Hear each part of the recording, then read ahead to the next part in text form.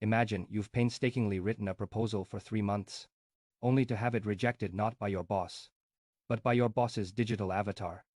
Even more terrifying, your boss himself has to listen to it. This isn't science fiction, but an algorithmic power grab happening in the workplace. Recently, a multinational giant introduced an AI agent trained on the founder's mental model, even granting it voting rights on its board of directors. Why do this?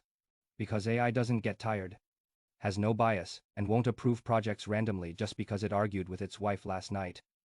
Thus, the boss becomes a puppet of the algorithm, making decisions absolutely rational and absolutely ruthless. Sounds like double the efficiency, right?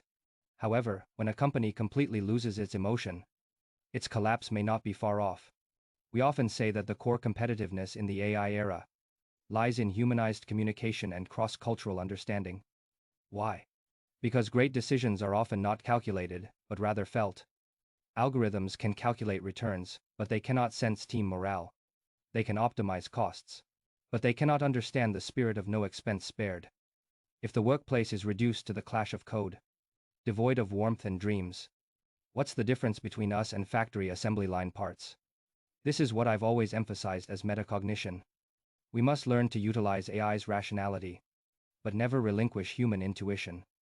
True leadership is not about who can calculate faster, but about daring to say, based on insight into humanity, I persist even when all the data makes you give up. AI should be our co-pilot, not a ghost that steals the steering wheel. In this era where machines are becoming increasingly human-like, our most urgent task is to live increasingly human-like lives.